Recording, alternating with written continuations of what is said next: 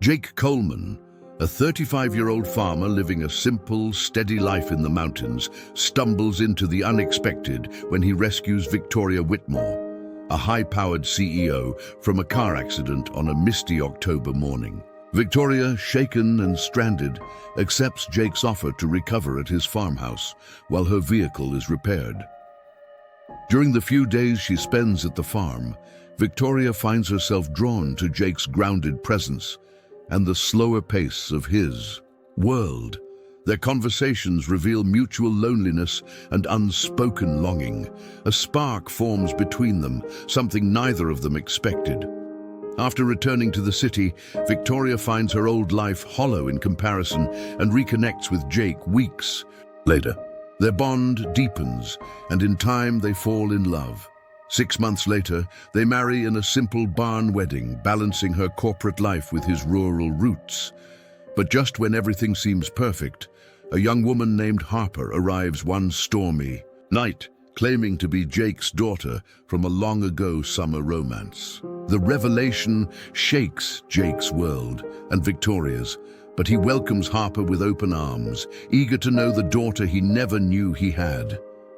As Harper adjusts to life on the farm, she carries a deeper secret, a letter from her late mother, warning about Jake's estranged brother Thomas, a manipulative and dangerous man who once hinted Harper might be valuable. That threat becomes real when Thomas appears, looking for opportunity and leverage. Jake confronts his brother and sends him away, determined to protect Harper from his past. The confrontation forces Harper to fully trust the new family she's found. Together, Jake, Victoria, and Harper begin to rebuild, this time not just a home, but a future rooted in love, truth, and resilience. This is a story you will want to sit back and enjoy.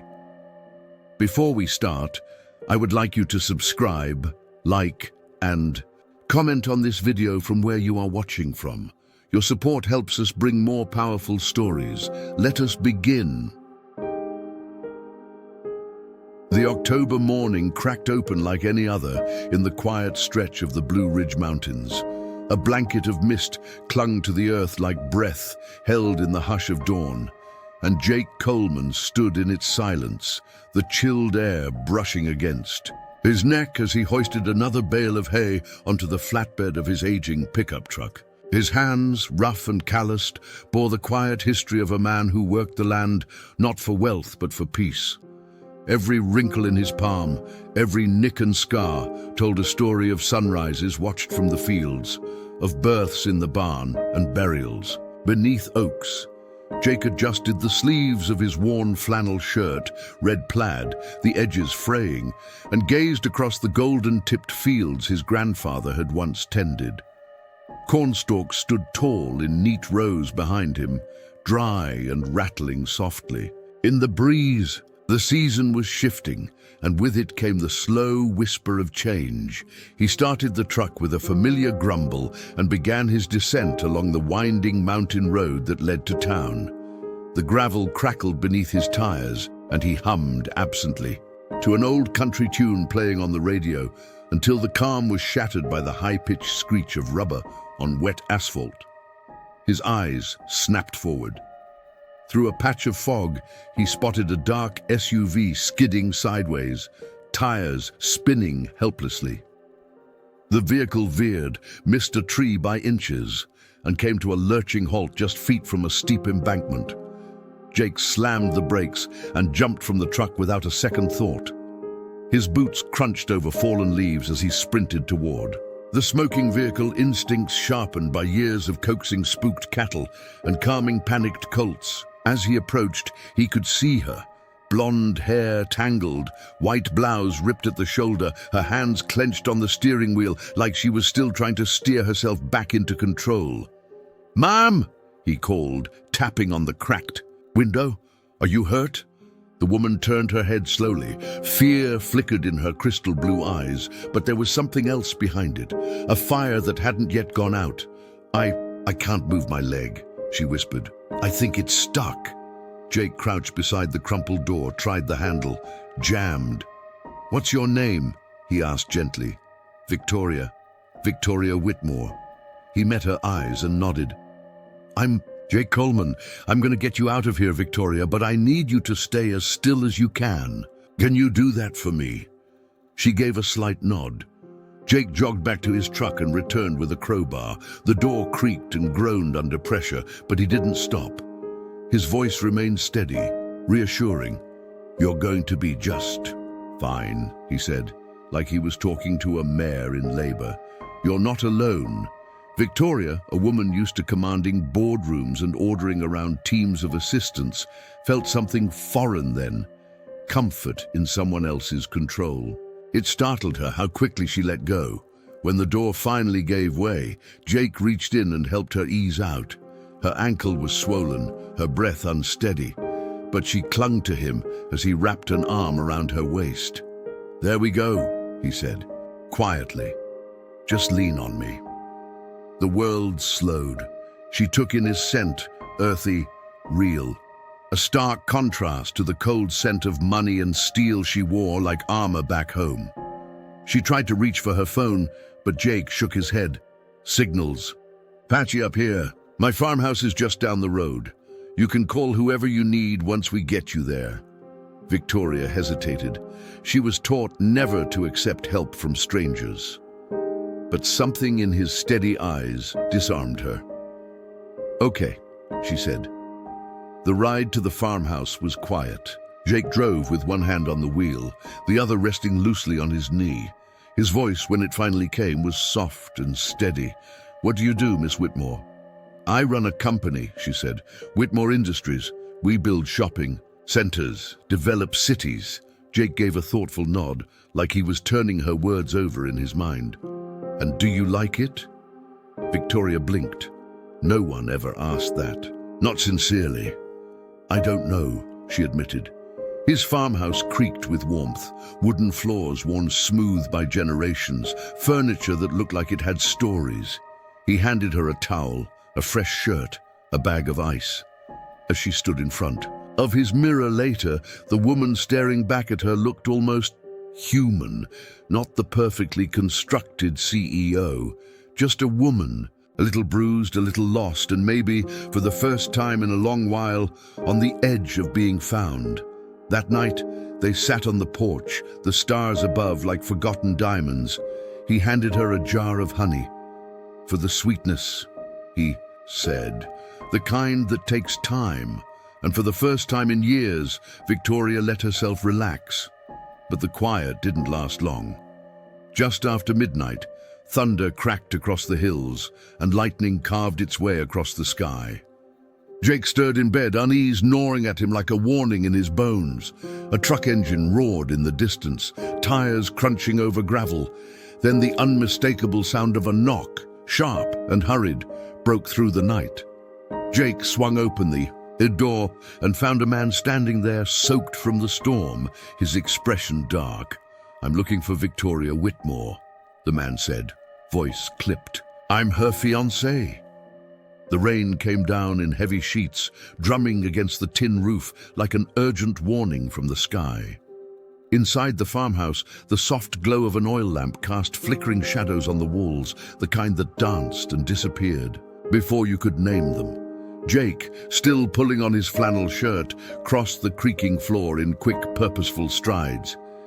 He opened the front door to find a man standing on the porch, soaked to the bone, hair plastered to his forehead, and tailored trench coat dripping onto the wooden planks. His polished black shoes were smeared with red mud, shoes that had clearly never been meant for country roads. I'm looking for Victoria Whitmore, the man said again, his voice tight, impatient. She's here, isn't she? Jake's expression didn't shift. He simply stared at the stranger, noting the expensive watch on his wrist, the cufflinks, the scent of cologne even beneath the rain. A city man, every inch of him, the kind who probably thought his time was more valuable than the people he shared it with. She's resting, Jake replied flatly. She had an accident, her ankle's still healing. I know she had an accident, the man snapped. She was supposed to be in New York 2 days ago. Meetings were cancelled. Her driver said she dropped off the grid. I tracked her car to the local garage. The mechanic said a farmer brought it in. Jake didn't flinch at the word. He'd heard that tone before. Condescending, sharp as a knife. He let it wash over him. The man stepped forward. "I'm Henry Caldwell. I'm her fiancé." Jake didn't respond right away. The word hung in the air like smoke. Fiancé, carrying with it a weight Jake hadn't expected. He stepped aside slowly. "She's upstairs. First door on the right." Henry brushed past him without thanks, his wet shoes leaving a trail on the hardwood. Jake watched the staircase for a long moment after he disappeared, then turned away, jaw tight. Upstairs, Victoria sat on the edge of the bed, having been roused by the knock and the voice she hadn't heard in weeks.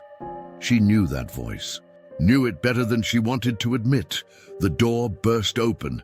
"Victoria," Henry said, his voice softening as he took her in, barefoot, hair loose, wearing a man's flannel shirt and no makeup. "My God, you look like a person," she said flatly. "Not a product?" Henry blinked. "I was worried about you. When you didn't call, when you missed the Manhattan deal, I was in a car crash, Henry. You didn't call the hospitals." "I called your assistant," he said, taking a step forward. "She told me you went off the map. Then I find you out here with some farmer?" Victoria stood, pain shooting up her ankle, but she didn't let it show. "That farmer saved my life. While you were panicking about meetings and stock prices, he was pulling me out of a wrecked SUV." Henry exhaled, ran a hand through his hair. "What's happening to you, Vic? You disappear for 3 days, then cancel everything. This isn't like you." Victoria studied him, his tailored perfection, his manicured fingers, the restlessness behind his eyes.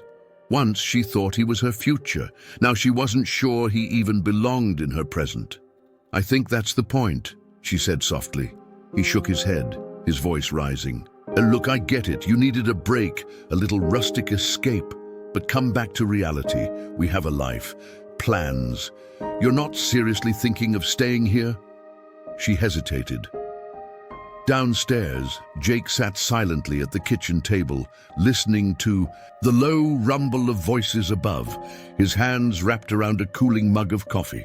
He didn't need to hear the words to understand what was happening. Some people spoke volumes in silence. The storm outside began to fade, but inside the farmhouse, a different kind of storm was just beginning. Moments later, Victoria descended. The stairs, Henry behind her. Her expression was unreadable. Jake stood as she reached the bottom step. "I think I need some air," she said, her voice tight. Jake nodded, reaching for his coat. "I'll walk with you." But Henry cut in, stepping between them. "No need. I'll take her." Victoria looked between them, two men who couldn't be more different. One a symbol of everything she was raised to want, the other everything she was afraid to need.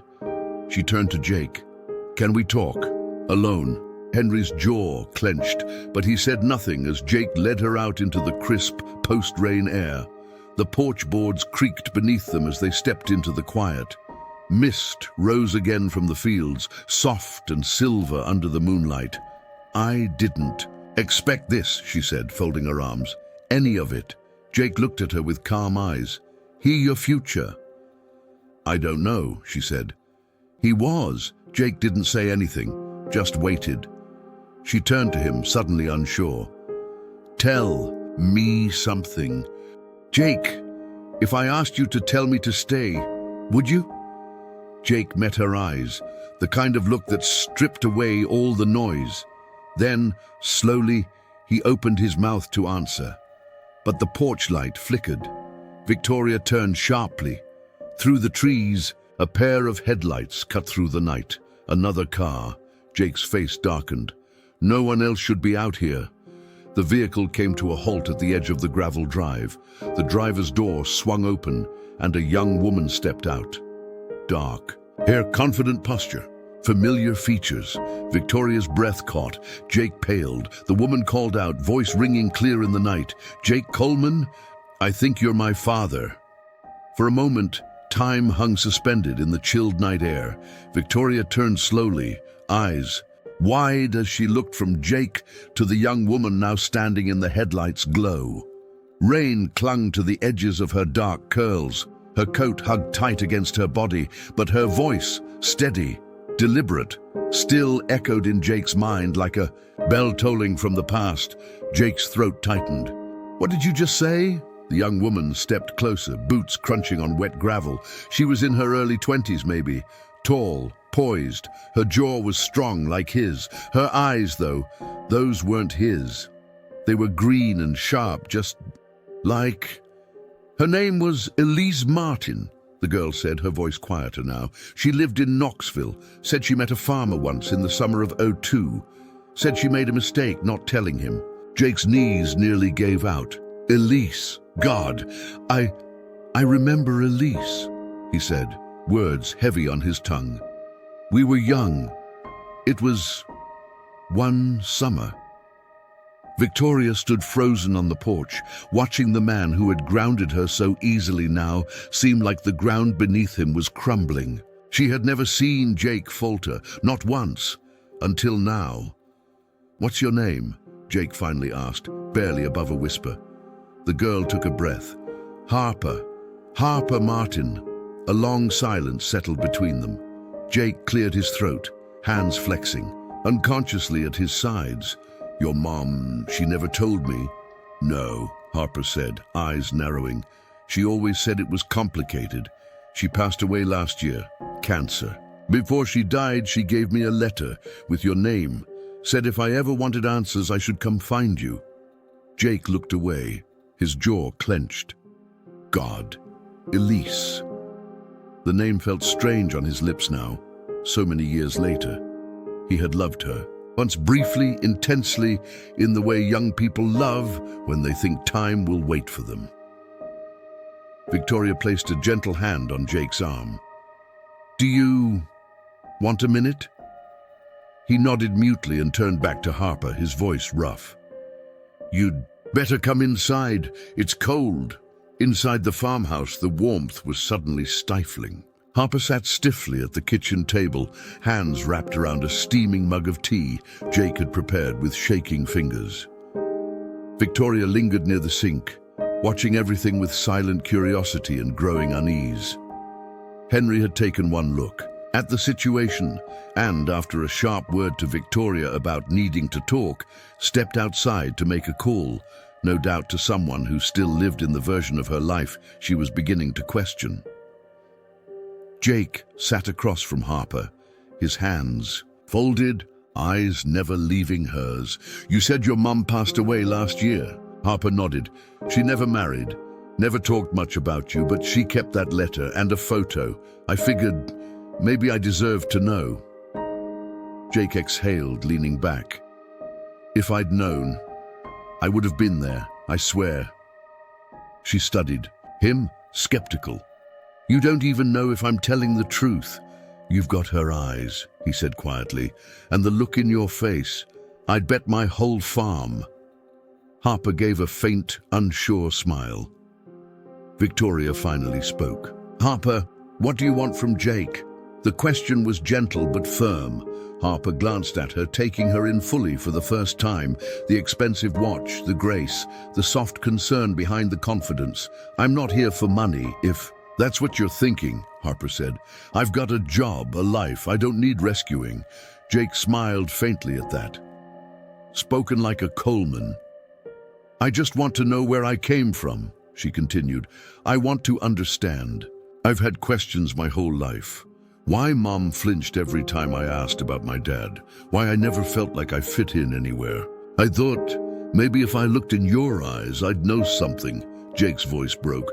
"I'm sorry I wasn't there." Harper swallowed hard. "Me too."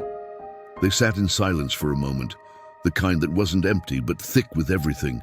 Unspoken, then Victoria rose. "I'm going to step out," she said, touching Jake's shoulder. "You two need time." As she walked onto the porch, she found Henry pacing by the pickup, phone to his ear. He saw her and ended the call. "Really, Victoria?" he said sharply. "You're seriously going to stay in this mess?" She tilted her head. What mess? Some illegitimate daughter showing up in the middle of the night. A man with a rundown farm and a wounded past. This is your new life? Victoria took a breath. Yes, it might be. He stared at her. So that's it?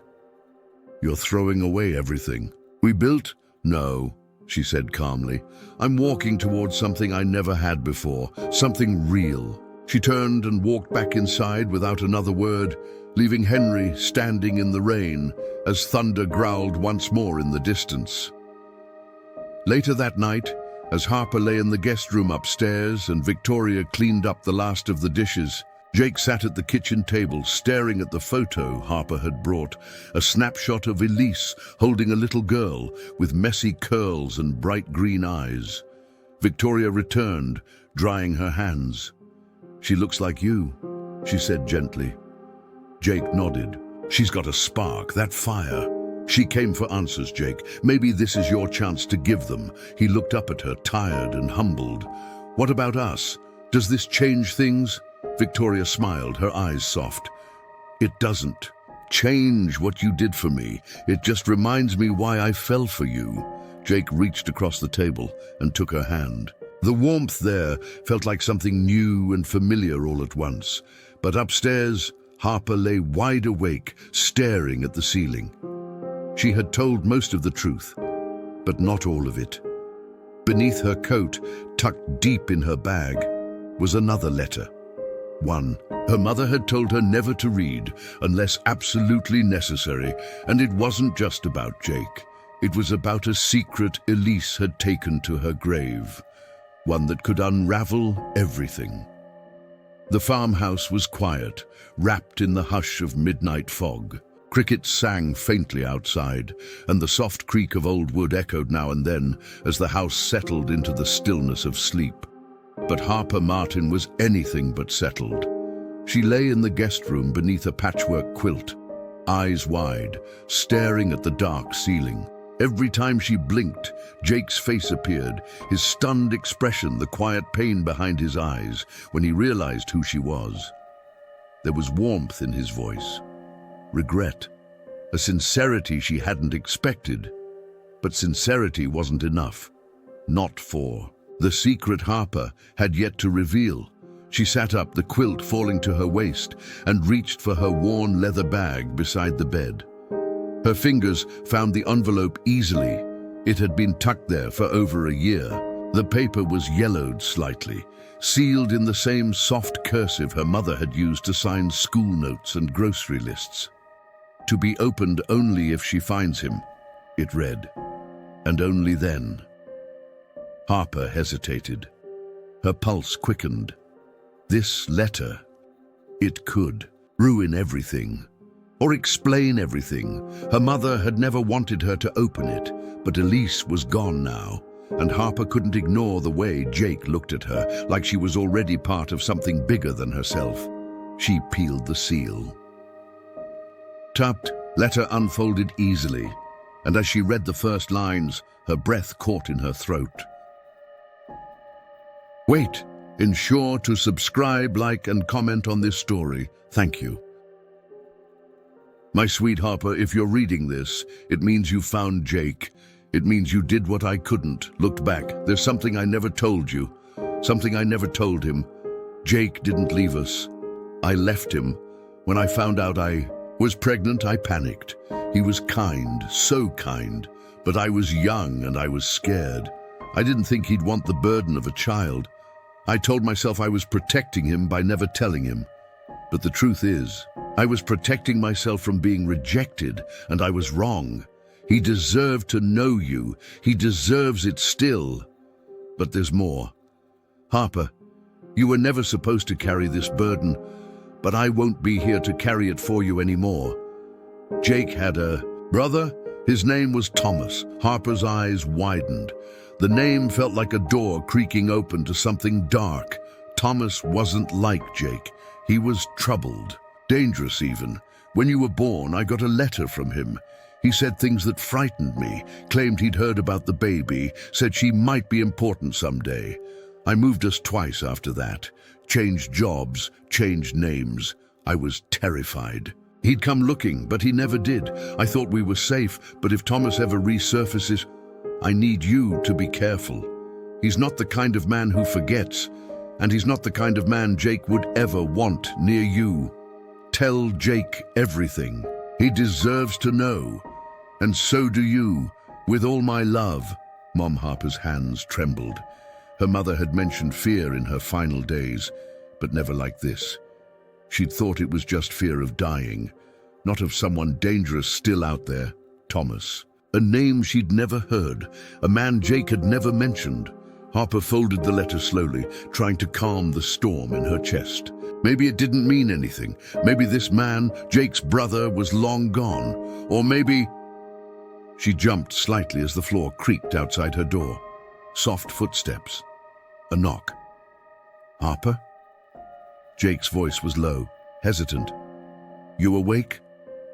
She slipped the letter beneath the quilt and quickly rubbed her eyes. Yeah, she called out. The door eased open and Jake stepped inside. He looked older tonight, like the years he usually wore lightly had suddenly caught up with him. I couldn't sleep, he said. Thought maybe you couldn't either. Harper nodded. A lot on my mind. He sat on the edge of the chair near the window, arms resting on his knees. Me too. They sat in silence for a beat. I still don't know what I'm supposed to be to you, she said quietly. I don't know if I belong in your world, Jake. You do, he said without hesitation. Doesn't matter how you got here. You're here. Harper smiled faintly but said nothing. Then Jake looked at her, a trace of something unreadable in his eyes. Can I ask you something? Sure. What aren't you telling me? Her smile faltered. What do you mean? I can see it, Jake said gently. Same way I know when a calf is sick before it shows symptoms. You've got that look in your eyes, like you're carrying something too heavy for one person. Harper looked down. The letter burned against her thigh through the quilt. There's a lot to process, she said, and I'm still trying to figure out how to say it all. Jake didn't press. Okay, he said, standing slowly. When you're ready. He left her with a soft goodnight, the door clicking shut behind him. Downstairs, Victoria had slipped back into the kitchen, unable to sleep. She stood at the window now, staring out into the darkness beyond the porch. In the reflection of the glass, she caught sight of Jake descending the stairs. You okay? She asked gently. Yeah, Jake said. She's got something she's not saying, but she will. I can wait. Victoria studied him, the strength in his quiet, the steadiness in his eyes. This man had once pulled her from a wrecked car. Now, it seemed he was the one bracing for impact. Jake stepped to the window beside her and looked out. Tomorrow, I want to take her to the old pond. It's where I first kissed Elise. Might help her feel closer to the truth. Victoria smiled faintly. And if she tells you something you don't want to hear? Jake looked at her, voice steady. Then I listen anyway. But miles away, in a town that didn't show up on most GPS maps, a man walked into a quiet dive. And bar.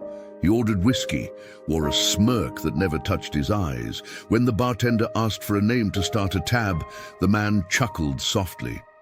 Put it under Thomas. The next morning broke clear and quiet, the kind of soft blue morning that only came after a night full of secrets. Mist still clung to the fields, but the storm had passed. Inside the farmhouse, Jake brewed coffee while Harper sat at the kitchen table, running her fingers over the edges of her mug, avoiding the small envelope burning a hole in her coat pocket. Victoria leaned against the doorframe, arms folded, watching. The two of them, father and daughter, not by years spent but by something unspoken, binding them tighter with each breath they shared under this old roof. You ready for a ride? Jake asked Harper. She hesitated, then nodded. They rode in silence. In Jake's truck down a narrow gravel path flanked by open fields, then turned into a wooded trail that led to a secluded pond. The water was still as glass, trees casting long shadows on the surface, just beginning to turn gold at the edges. This was her favorite place, Jake said, cutting the engine. Elise. Harper climbed out, letting the air wrap around her. Like memory, she followed him to the edge of the dock, standing side by side in the quiet. I have something to tell you, she said after a long pause. Jake looked at her, listening with his whole body. My mom left you, not the other way. Around, she thought she was protecting you. She didn't think you'd want me. Jake exhaled, jaw tight. I wish she'd given me the chance. Harper reached into her coat and pulled out the letter. There's more. He took it slowly, read each line with the patience of a man who knew the power of silence. His eyes narrowed when he reached the name, Thomas. My brother, he muttered, as if speaking the word might summon something from the shadows. I don't know if he's alive or not, Harper said, but Mom thought he might come looking someday. Jake's fists clenched. He was trouble, always chasing money, always twisting people's fears into leverage. He left home when I was 20 and never looked back. I haven't seen him in over a decade. Harper watched him carefully. If he's out there, I'll protect you, Jake said quietly. Doesn't matter who he is. Doesn't matter what he wants. You're mine now. Harper's eyes stung, but she nodded. But danger didn't wait long. By the time they returned to the farmhouse, they knew something was off. A strange car was parked near the barn, a black Lincoln with tinted windows. Jake pulled up behind it, heart thudding. Victoria met them at the porch, her face pale. There's a man here, says his name is Thomas Coleman. Jake didn't answer. He stepped onto the porch, boots heavy on the steps, and opened the screen door to find him. Thomas sat in Jake's chair, legs crossed, drinking Jake's coffee. Well, Thomas drawled, look who's still wearing plaid like it's a religion. Get out of my house, Jake said, voice low and sharp. Thomas didn't flinch. Relax, little brother. I came for answers, and maybe an opportunity. That girl, Harper, right? Looks a lot like Elise. Jake stepped between Thomas and the door. You're not going near her, Thomas chuckled.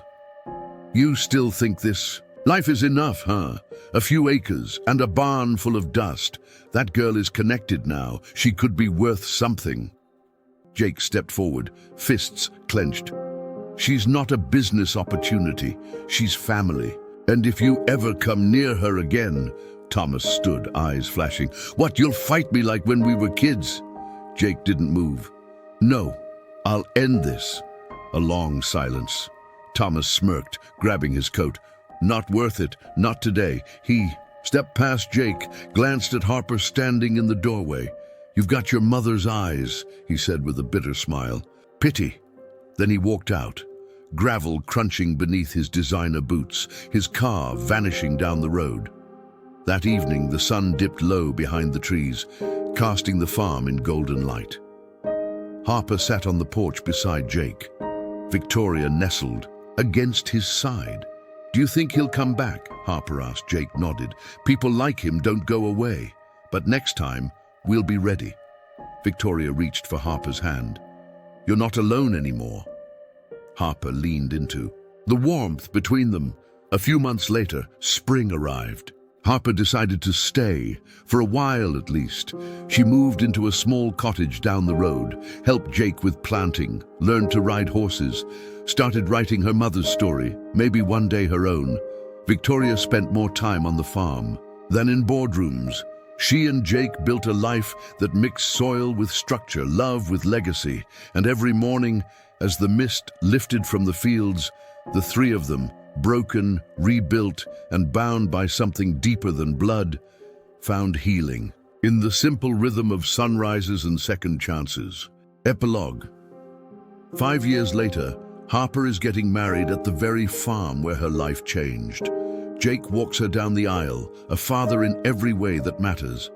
Victoria and Jake now share a rich life balanced between city and soil, deeply connected and stronger than ever. Harper, once uncertain of where she belonged, has grown roots. As the stars shine over the barn and laughter fills the night, they all know the best things in life come when you least expect them. When love shows up, uninvited, and stays.